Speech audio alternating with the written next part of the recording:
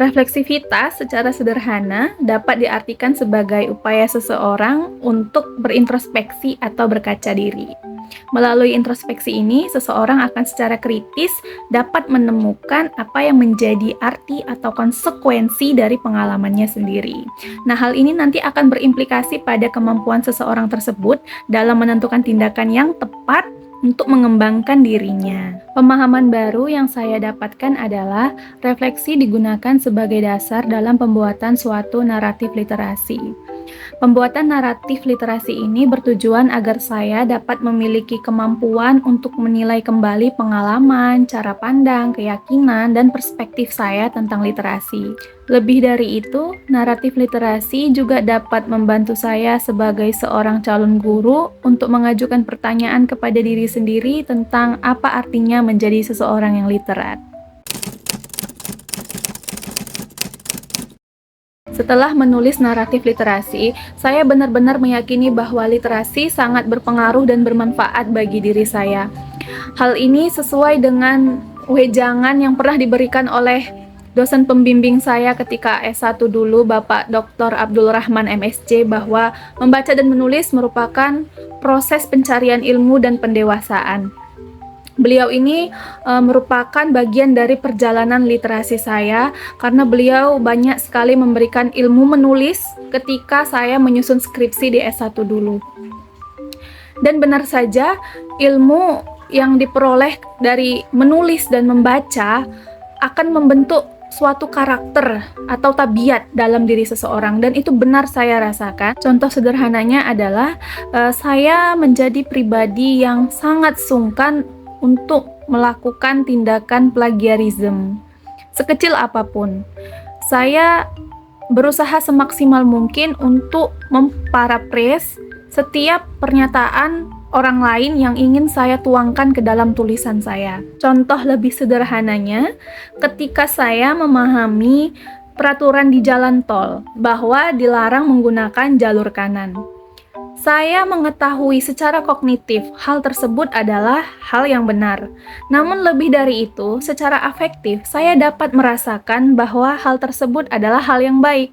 Maka di sana terbentuklah moral feeling. Sehingga muncullah perilaku atau moral action saya untuk tidak menggunakan jalur kanan kecuali jika memang saya ingin mendahului kendaraan lain. Secara psikomotor, saya selalu berusaha untuk menggunakan lajur kiri. Hal ini dibarengi juga dengan literasi saya bahwa di atas langit masih ada langit. Hal ini berarti secepat apapun kendaraan saya, maka akan selalu ada kendaraan yang lebih cepat dari saya. Kemudian, hal ini akan membentuk suatu mindset di dalam diri saya. Mindset tersebut adalah menggunakan lajur kanan adalah sebuah tindakan yang tidak terpuji karena akan mengganggu pengguna jalan yang lain yang mereka lebih cepat lajunya daripada kendaraan saya, walaupun kami sama-sama membayar. Sehingga muncullah suatu kebiasaan atau habituation yang mana membentuk budi pekerti di dalam diri saya untuk saling menghargai antar sesama pengguna jalan tol. Selain itu, sebagai calon guru, saya juga meyakini bahwa literasi sangat berpengaruh dan bermanfaat dalam proses pembelajaran, khususnya dalam menciptakan pembelajaran yang berbasis teknologi. Hal ini karena proses pembelajaran yang didukung dengan teknologi akan lebih efektif dan efisien dalam menghantarkan peserta didik mencapai tujuan pembelajaran yang telah ditetapkan. Hal yang paling ingin saya lakukan sebagai seorang calon guru untuk berkontribusi dalam membudayakan literasi adalah saya ingin selalu menerapkan kerangka ORIM, Opportunities, Recognition, Interaction, dan Modeling dalam setiap peran saya di lingkungan sekitar. Literasi akan berkembang melalui 4 perlakuan ini, yaitu kesempatan, pengakuan, interaksi, dan contoh atau keteladanan. Contoh penerapan kerangka ORIM yang berkaitan dengan peran saya sebagai penjaga gawang atau gatekeeper dalam dunia pendidikan, yaitu saya mengizinkan peserta didik untuk menggunakan ponsel di dalam kelas ketika mereka mencari informasi yang berkaitan dengan materi ajar. Ini merupakan bagian dari opportunities atau kesempatan. Selanjutnya, saya menghargai respon peserta didik terhadap informasi yang telah mereka peroleh dari internet. Ini merupakan bagian dari recognition atau pengakuan. Berikutnya, saya melakukan konfirmasi melalui kegiatan diskusi bersama peserta didik terkait kevalitan informasi yang telah mereka dapatkan dari internet.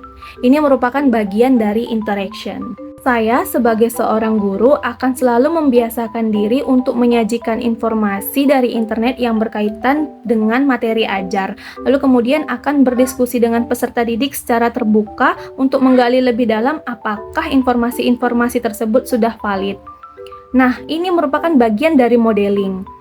Hal ini akan menjadi contoh bagi peserta didik agar mereka lebih kritis dalam menanggapi suatu informasi ataupun berita yang bersumber dari internet ataupun dari media sosial mereka.